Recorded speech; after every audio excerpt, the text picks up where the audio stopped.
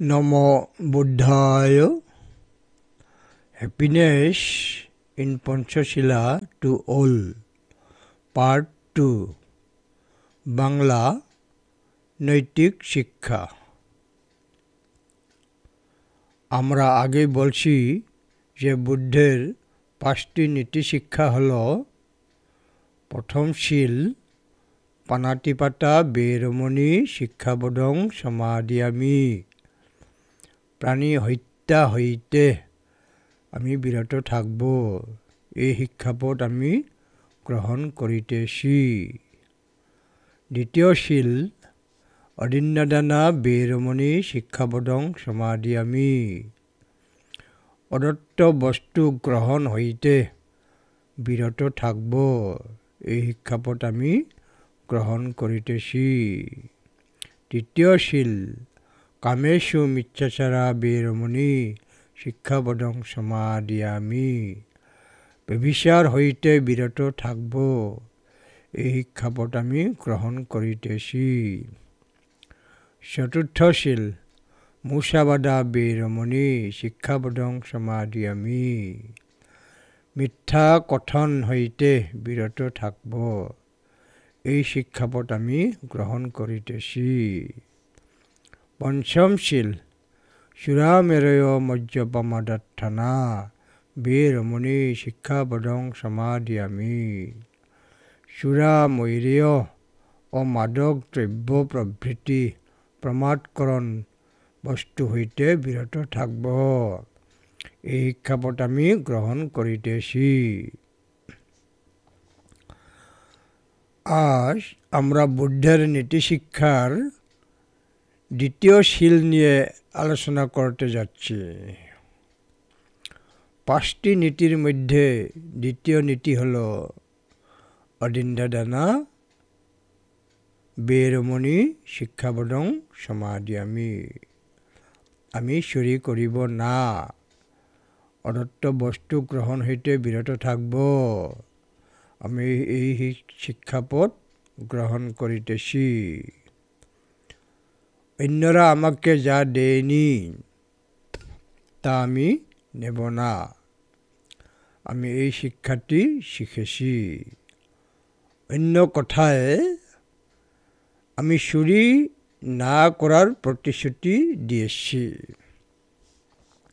শুধু টাকা পয়সা নয়, সোনা নয়, অন্যরা আমাকে যা দেয়নি এমন কিছু নেব না, আমি কখনোই আশা করিব না।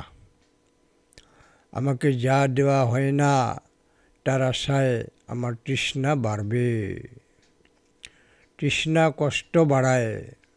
শুধু ধন নয়, কেউ আমাকে ভালোবাসা দেয়নি, সম্মান দেয়নি, গুরুত্ব দেয়নি, কিছু দেয়নি। যখন আমার চিন্তা করার প্রয়োজন নেই। কিছু কারণ আছে।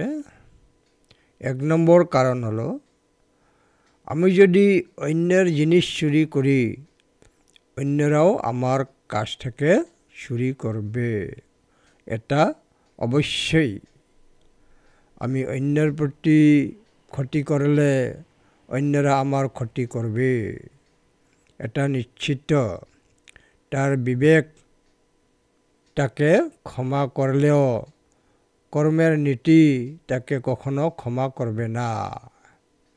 কর্মের ফল থেকে মুক্তি পাওয়ার কোনো উপায় নেই।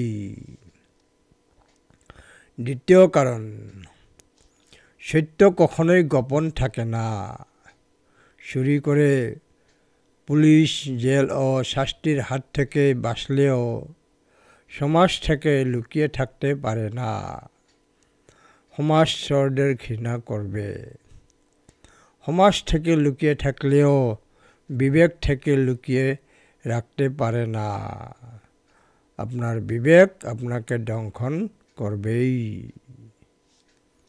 তৃতীয় কারণ, চুরি কার্য মানুষের তৃষ্ণা বাড়ায়, লোভ বাড়ে, অভাব বাড়ে, সেই সঙ্গে রোগ শোক বাড়ে। সমাজ সম্মানের পরিবর্তে অবহেলা ও অপমান বেড়ে যায়। সমাজে সম্মানের পরিবর্তে অবহেলা ও অপমান বেড়ে যায়। চতুর্থ কারণ, চুরি কার্য একজন ব্যক্তির চরিত্রকে কলুষিত করে। তাদের অবরোহী জীবনযাপন করতে হয়। জীবনে কখনোই প্রজ্ঞা ও শান্তির সুখ লাভ করতে পারে না। পঞ্চম কারণ, চুরি কার্য একজন ব্যক্তিকে নরকে যেতে বাধ্য করে। জীবনের শেষ প্রান্তে তারা এই জীবনেই নরক যন্ত্রণা ভোগ করতে হয়। ষষ্ঠ কারণ, আপনি যখন চুরি করবেন তখন ধরা পড়ার ভয়ে আপনাকে সব সময় মিথ্যা বলতে হয়। লোকটা মিথ্যাচারী হয়ে যায়। তারা কিছুক্ষণ মিথ্যা বলে সুরক্ষা পায় এবং তারপরে তারা সর্বদা মিথ্যার আশ্রয় নেয়। অবশেষে তারা নিশাচর প্রাণীর মতো অসামাজিক হয়ে ওঠে। তাই সব কিছু জেনে অদিন্নাদানা বেরমণি শিক্ষাবদং সমাদিয়ামি। শীল পালন সুন্দর জীবনের সুখের জন্য এবং সমাধির জন্য। সমাধি প্রজ্ঞার জন্য। প্রজ্ঞা সত্য দৃষ্টি এবং সর্বস্ব শান্তির জন্য। শীল পালন সুন্দর জীবনের জন্য, সুখের জন্য এবং সমাধির জন্য, মেডিটেশনের জন্য।